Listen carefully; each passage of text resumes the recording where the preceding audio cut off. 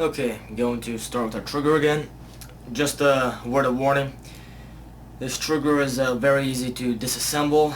You can punch pins and stuff out with your fingers alone. What this pretty much means is some parts of it can easily fall out. For example, you have these black pins here, which fall out by gravity alone.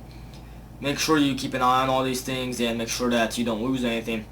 One part in particular is this plate here, which just lifts right out, so if you drop this or knock it, it might fall out. Just telling you guys that it's nothing to worry about. You're going to have a channel back there with a spring. Get this back in, just get that tail end of it into that channel.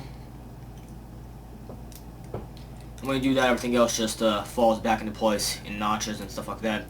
So just a word of warning, nothing to worry about. If part falls out, just put it back in and make sure you keep an eye on stuff. So to get our trigger back in, you're going to see a wooden cutout in your stock there. And this metal part of your trigger is the rounded part. It's going to fit right into that.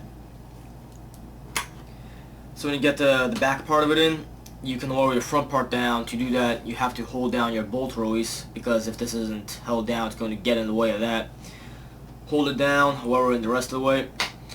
Word of warning again, you can't push this in too far. You can't drop it straight into your receiver.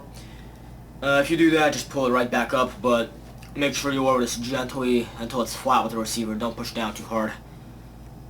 So to make sure that everything's nice and aligned properly, go ahead and look through those pinholes there. Make sure you can see light through your side, see if everything's aligned or not. If it's not, just work with it until it is. I think mine more or less is aligned. And then you can get your two pins back in.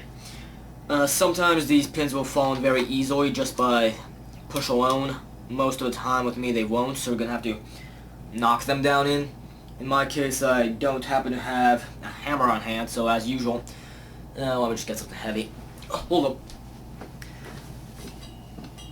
up. There we go. Just going to use this as a bludgeoning tool. And just gently tap your pin back in. And remember, if you have to hit this too hard to get it back in, then it's not normal, then it's just a problem with alignment. So, and you're going to need to move your trigger around. Make sure that you just gently tap this in and don't actually pound it in or anything.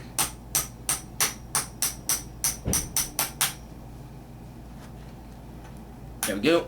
First pin in. Make sure that your second hole is still aligned because it can't shift around. Okay. And second pin falls in much easier, just by thumb alone pretty much. To get her in the rest of the way though, just a quick knock. There we go. And just a repeat, remember, don't hit on these too hard. If you have to, then it's a alignment problem. You have to move your trigger out. Just gently tap them in. So with your trigger in, you can, first goes this ring here. You're going to notice you have a small notch in the ring. That notch is going to be facing towards your muzzle end. So just slide that right back on. Flat end is going to be flush with the receiver. You can get your spring back on. Spring goes on either way. It doesn't matter which end goes first. Then your gas regulator. The flat curved part of it is going to go on first. Just like that. It can fit on the other way, but you're not going to be able to get your barrel back in.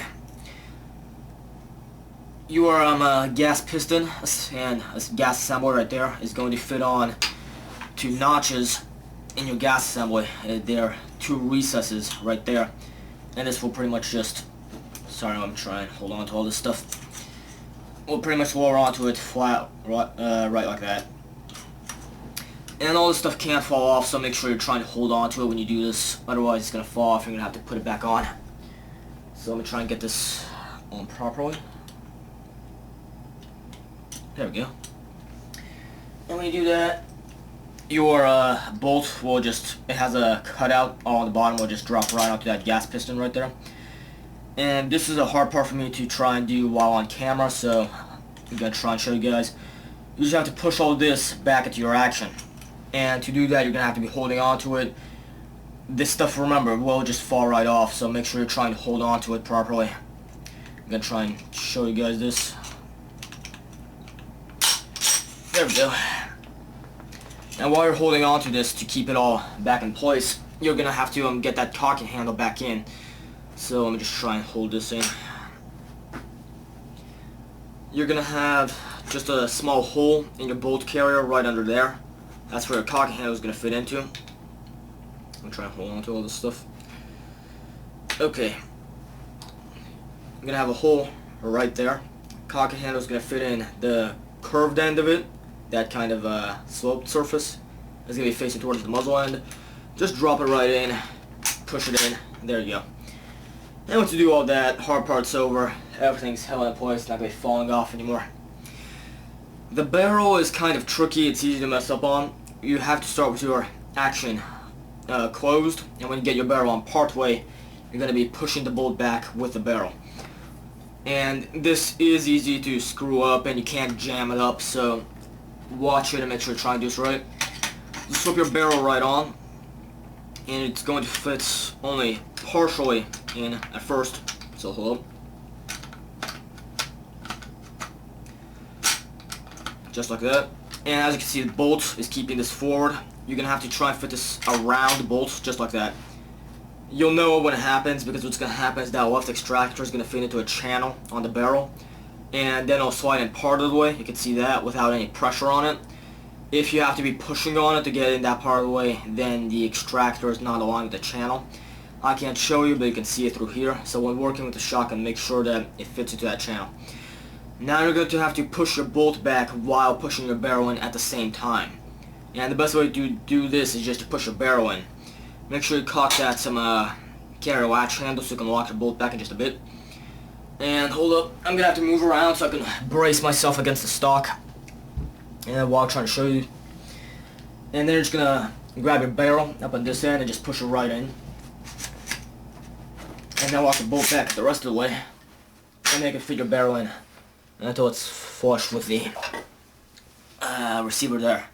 Now, like I said, this is tricky to do because you can't get your barrel in while the action's open, and you have to get it on, and you can't push it all the way in while the action's closed either. So you have to start, it's the other way around. Start closed, then move to open. And if you mess that up, if that extractor doesn't get in there, or you manage to somehow open this while the barrel's not all the way in, it's just gonna jam up, which is a real pain to undo. The rest is much easier. You just slide your forend right back on.